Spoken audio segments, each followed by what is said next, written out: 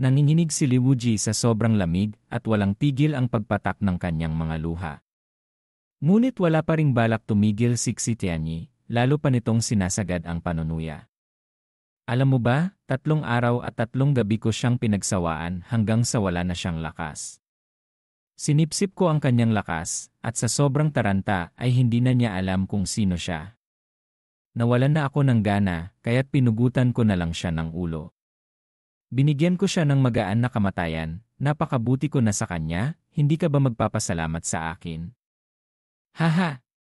Tumawa ito ng malakas na para bang nagkukwento ng isang nakakatawang bagay, ngunit ang tunog na iyon ay umalingaw-ngaw sa bulwagan na nagdulot ng panginginig sa lahat. Tila gumuho si Liwuji, tuluyan ng nabaliw. Nanginginig siya na para bang ang galit sa kanyang puso ay sumiklab na hindi na mapigilan.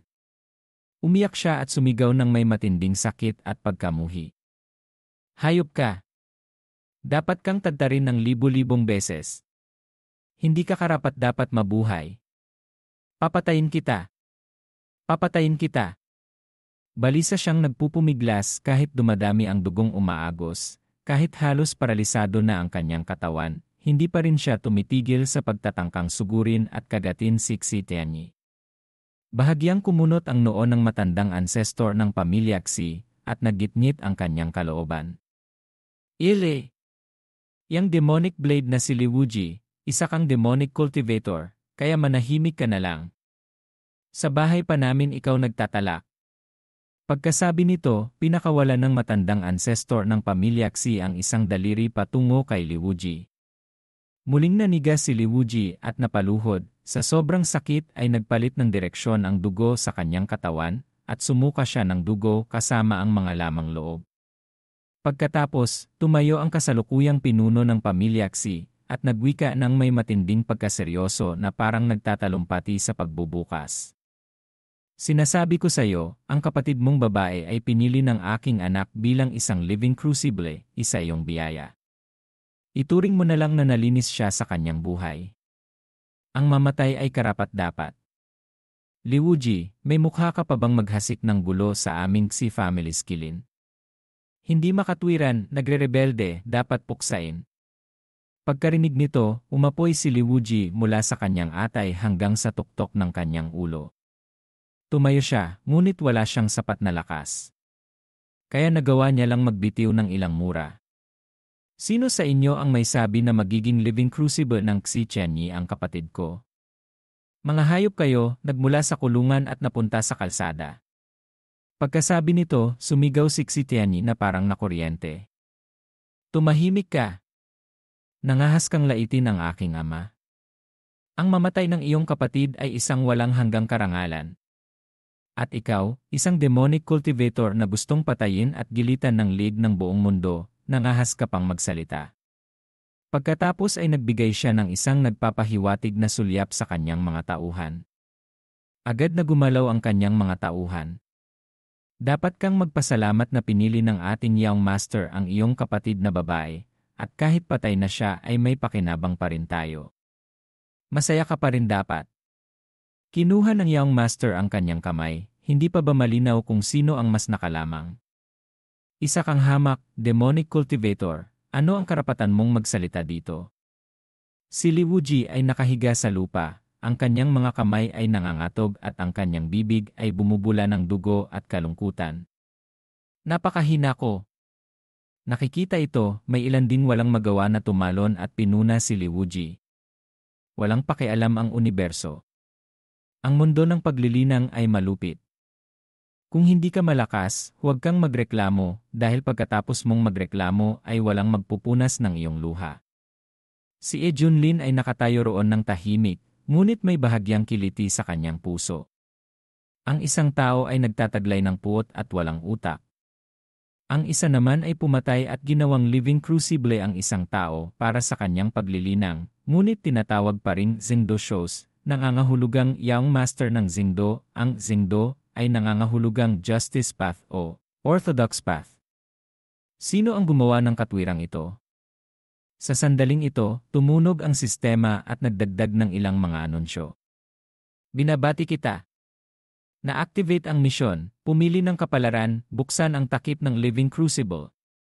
Pagpipilian isa, protektahan si Liwuji, kunin siya bilang iyong disipulo. Kasama ang package, ibibigay ng lolo ng personalidad na Sixi Family Ancestor ang kanyang sarili upang durugin Sixi Tianyi at magpapasalamat pa sa Master para sa pagbibigay sa kanya ng pagkakataong magsanay. Kasama rin ang isang sagradong martial arts na lililok sa mundo, Holy Fighting Fist. Pagpipilian dalawa, manahimik at huwag makialam. Makakatanggap ng isang consolation prize na isa 0 lower grade spirit stones. Madali silang dalhin at maaaring gamitin para patatagin ang isang mesa o ibato sa mga manok. Halos mahulog si Junlin pagkarinig sa anunsyo ng sistema. Anong kalokohan ito? Hindi ako nagagalit dahil sa misyon. Ngunit nagagalit ako dahil napaka-sarcastic ng misyon na ito. Sino ang sumulat ng walang kwentang script na ito? 10 lower grade spirit stones, talagang tinatawag mo iyon na gantimpala. Baka isumpa pa ako ng pulubi kung ibato ko iyon sa kanya. Kung pipiliin ko ang opsyon 2, susumpa ako na kakain na lang ako ng dumi sa hinaharap. Ang pagpili sa opsyon 2 ay makatwiran din protektahan ang mga inaapi, suportahan ang nabigong demonic cultivator, maging isang magandang halimbawa bilang master. Ngunit ang bahaging iyon tungkol sa pagpatay ng matandang ancestor ng pamilya Xi sa kanyang sariling apo at pagpapasalamat sa akin, ano yon? Hindi na nagdalawang isip pa si Junlin at agad na pinili ang opsyon 1. Sa sandaling ito, iniunat ni Xi Tianyi ang kanyang kamay at kinuha ang espada mula sa katabing bantay, nagpakita ng isang napakalupit na ngiti. Tapos na ang palabas para sayo, Liwuji. Huwag mong hamunin ang bato gamit ang itlog. Ang resulta ay itlog na pinirito, bunggong.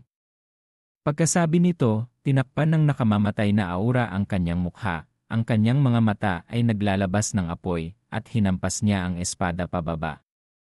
Nang malapit nang tumama ang espada, biglang sumulpot ang isang anino ng itim na baluti na parang isang Diyos sa harap niya, at malumanay na iniunat ang kanyang kamay at pumitik. King! Nabasag ang espada na parang isang piraso ng candy na binasag sa isang mesa. Nagulat si Xi Tianyi at umatras ng 3 hakbang na parabang na kuryente. Ikaw! Anong gusto mong gawin? Nanigas ang lahat. May isang nanginginig na nagsalita. Si Junlin ang gumawa. Pinoprotektahan ng Xuanxian sexy demonic blade Liwuji. Talaga? Pero demonic cultivator siya. Tanong ng isang taong bobo sa paraang kapuri-puri. Anong mahalaga kung demonic cultivator siya? Ang mahalaga ay nakatayo-tayo sa lupa ng pamilya Xi at sinasaktan niya ang mukha ng pamilya Xi sa harap ng lahat. Ang kasalukuyang pinuno ng pamilya Xi ay namutla at naghigpit ang kanyang mukha na parang isang bowstring. Daoistye, gusto mo bang gumawa ng gulo hanggang sa dulo? Nilulutas ng aking Tianyi ang isang demonic cultivator, ngunit gusto mong makialam at hadlangan ang katuwiran. Ngumisi si Junlin at ibinaliwala ang kanyang kamay na para bang nagtataboy ng isang langaw. Hindi seryoso.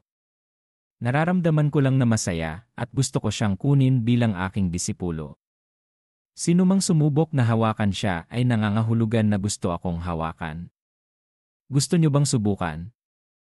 Ang mga salita ay malumanay, ngunit tumagos sa puso na parang paminta, na nagdulot ng pagkawala ng lahat ng dugo sa mukha ng buong pamilya Xi, na para bang isang pugad ng langgam na sinira. May ilan pa na hinukay ang kanilang mga tainga para tingnan kung tama ang kanilang narinig. Gusto niyang kunin si Liwuji bilang isang disipulo. Nababaliw na ba siya? Nangangahas siyang tanggapin ang isang demonic cultivator bilang kanyang disipulo. Ang lakas ng loob ng lolo na ito ay hindi na malaki pa, ngunit kasing laki ng dragon vein. Si Liwuji naman ay nakahiga na tulala, ang kanyang mga mata ay mas malaki kaysa dati, 3 bahagi ang tumitingin sa anino na humaharang sa harap niya, ang kanyang bibig ay nakabukas at ang kanyang mga mata ay nakamangha. Ay Senior, gusto mo ba talaga akong tanggapin? Sa sandaling ang kapaligiran sa paligid ay malungkot, sa wakas ay binuksan ng matandang ancestor ng pamilya Xi ang kanyang bibig. Ye Junlin, sigurado ka ba? Hindi pa huli para tingnan ang mga kahihinatnan sa diksyonaryo. Umalis ka na at ituturing ko na wala akong nakita. Kung magpapatuloy ka, walang magagawa kundi humingi ng paumanhin. Habang sinasabi niya iyon, ang presyon ng hangin ay nabawasan ng kalahati at agad na binuksan ng mga nakapaligid na cultivator ang kanilang mode ng panginginig na hindi makatayo ng matatag at hindi nangangahas na huminga ng malakas. Tila mas nataranta si Liwuji, namutla ang kanyang mukha at naghirap na umungol. Senior, huwag. Umalis ka na. Ang kabutihan mo ngayon ay babayaran ko sa susunod na buhay kahit maging kalabaw ako na humihila ng kariton. Kung mananatili ka dito, mamamatay tayong lahat. Huwag kang magbiro. Si Hong Tianye, na nakatayo sa isang sulok na may mukhang kasing ganda ng isang larawan, ay napilipit din sa pagkabigla. Ano ang problema? May sakit na naman ba ang yan na ito? Gusto ba niyang magsolo kay Huko Immortal? Wala ba siyang utak na haharapin ang kapahamakan dahil sa isang demonic cultivator na hindi niya kilala? Kung makaligtas ako rito, papalitan ko ang apelyido ko. Habang naguguluhan, biglang bumaling si Ye Junlin para tumingin sa kanya, ang kanyang mga mata ay kalmado ngunit puno ng panunuya. Xiao Hong, bakit ka nakatayo roon na parang tanga? Halika at tumayo sa tabi ng iyong master, protektahan ang iyong junior kapatid. Pagkarinig nito, napasigaw si Hong Tianye sa kanyang puso na parang sinasakal ang kanyang kaluluwa. Paterno, nagpabaya ka sa aling nerbiyo, nilalapitan mo pa ako. Kung gusto mong mamatay ka ng mag-isa. Huwag mo akong isama. Ngunit sa panlabas, kailangan pa rin niyang ipinta ang isang walang ekspresyong mukha at humakbang ng may hirap. Opo, Master. Hindi na nakayanan pa ng matandang ancestor ng pamilya Xi at sumigaw na nagdulot ng panginginig ng lupa at mga lumulutang na isla sa kalangitan. Akala ba ng mag-amang ito na ang pamilya Xi namin ay isang basahan? Nang bumagsak ang sigaw, sumabog ang kulog, at ang lahat ng nabubuhay sa isla ay nanginig na parang isda sa isang chopping block na hindi pa dumating ang hangin ngunit nakaluhod na sa lugar, na nag-aalok ng insenso at nananalangin na maligtas ang kanilang buhay. Ang presyon mula sa kalangitan ay para bang may isang bundok na nakapatong sa kanila.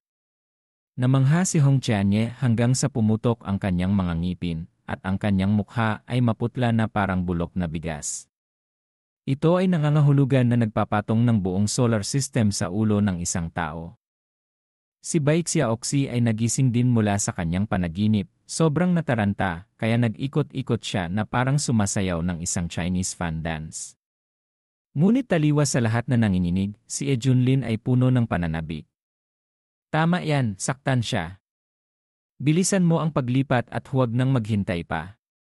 Ngunit bago pa siya masaktan, mula sa kalangitan ay lumitaw ang isa pang aura, na napakalakas kaya't natuyo ang mga ilog, nawasak ang mga bundok, naglaho ang mga ulap, at nagkagulo ang hangin. Ang presyon na ito ay umabot pa sa matandang ancestor ng pamilya Xi na hindi pa siya makatugon, na lumikha ng pawis sa buong kanyang katawan at isang mukha na kasing kulay ng abo. Kahit sino pa, isa ring Huko Immortal, ngunit mas malakas kaysa sa akin. Habang nanginginig pa rin ang lahat, isang malamig na tinig na parang libong taong yelo ang bumaba mula sa kalangitan. Nasaan si Ye Junlin?